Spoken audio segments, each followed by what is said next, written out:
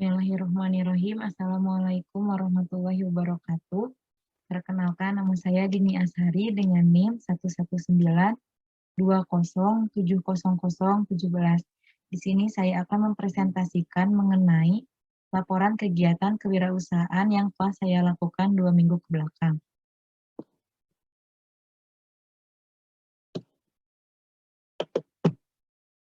Nah, sebelum ke metode pelaksanaan kegiatan, sebelumnya saya akan meringkas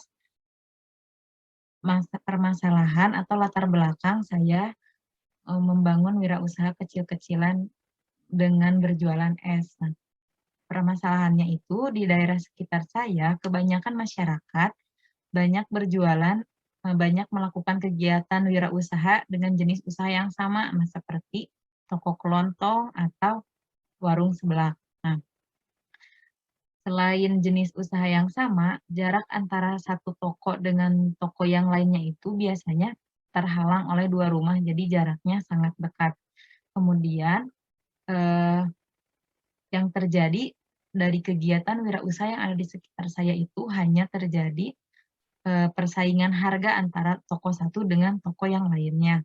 Nah, dengan adanya permasalahan ini menyebabkan kegiatan wirausaha tidak akan mengalami perubahan keuntungan yang signifikan. Nah, bahkan ada yang mengalami kerugian karena harus bersaing harga dengan, toko yang lain.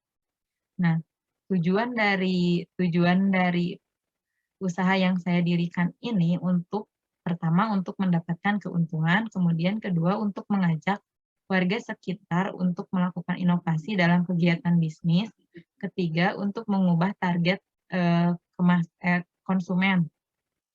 Jadi, saya menghimbau, mengajak melalui wirausaha ini bahwa tidak semua tidak semua jenis usaha itu harus ditargetkan konsumennya pada, rumah tangga gitu ya, seperti toko kelontong untuk kebutuhan sehari-hari, tapi, anak-anak juga harus dijadikan target konsumen.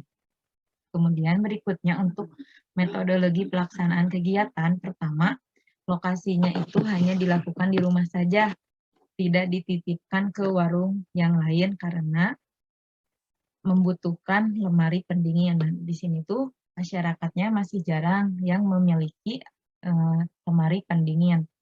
Kemudian produk yang akan dijual yaitu Real Good, Kiko, Milkuat, es Oreo, es pensil, dan es krim. Kemudian mitra saya melakukan kerjasama dengan keluarga dalam proses pembuatan produk.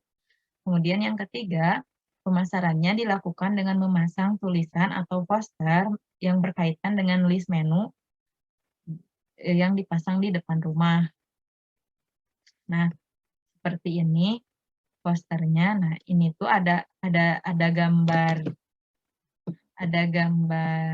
produknya dan ada harganya. Kemudian untuk proses pembuatan, untuk produk yang perlu diolah itu diantaranya hanya es Oreo, es pensil, dan es krim.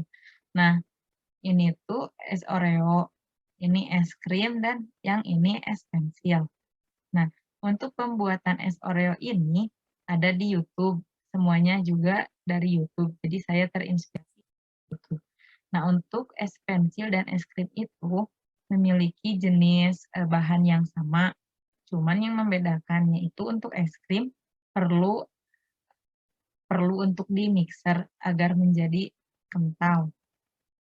Kemudian untuk hasil dan pembahasan, pertama,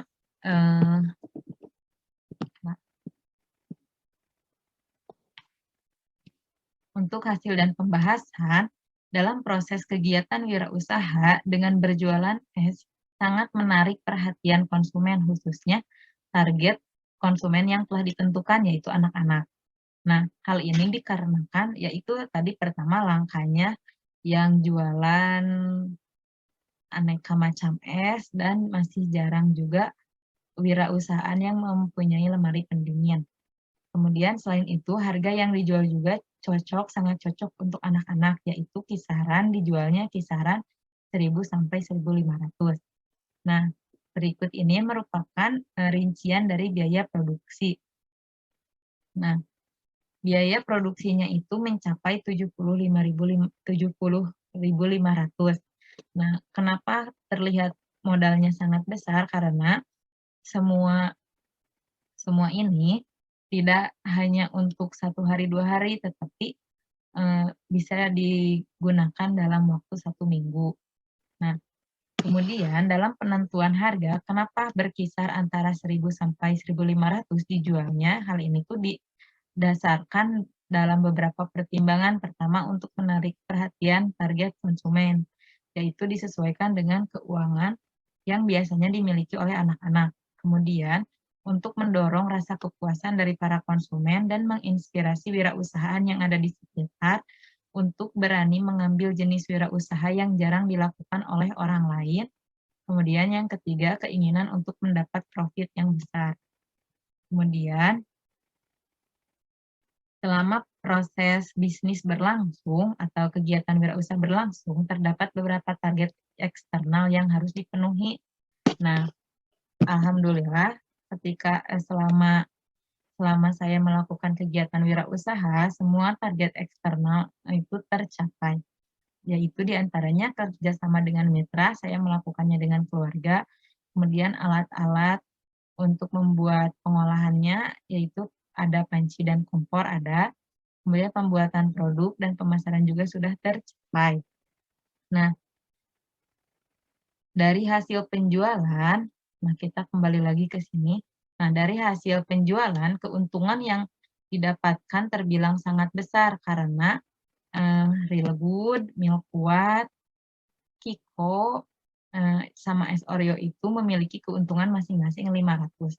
Kemudian untuk es pensil, nah keuntungan terbesar itu didapatkan dari es pensil karena bahannya mudah didapat dan juga ini bentuknya kecil dan dijual 1.000 itu mendapat 3 biji, 3 buah.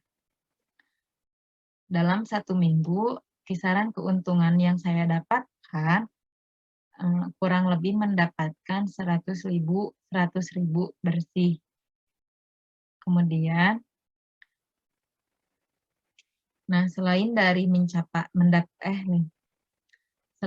mencapai keuntungan yang besar, nah di sini saya itu mengalami beberapa kesulitan, di antaranya kegiatan wirausahaan ini kan berlangsung selama 2 minggu. Nah, dalam minggu pertama, konsumen sangat ramai berdatangan atau membeli produk. Nah, akan tetapi pada minggu kedua, produk akan tetapi pada minggu kedua sudah memasuki musim hujan dan konsumen juga sudah bosan dengan produk yang ada, sehingga harus ada inovasi lain untuk menghentikan kebosanan konsumen, yaitu, nah karena es krim dan es Oreo itu es pensil itu sama, jadi ketika misalkan minggu pertama jualan es pensil, nah minggu kedua jualan es krim. Nah, seperti itu harus dirancangannya. Kemudian, walaupun bahan pembuatannya sama, tapi ya akhirnya menjadi beda, menjadi es krim karena harus di-mixer. Nah, kegiatan wirausaha aneka ragam es krim ini memiliki ketertarikan tersendiri untuk anak-anak dan harganya sangat terjangkau. Selain itu, produk juga tahan lama sehingga aman, terhindar dari kerugian dan dapat mencapai keuntungan yang besar. Terima kasih.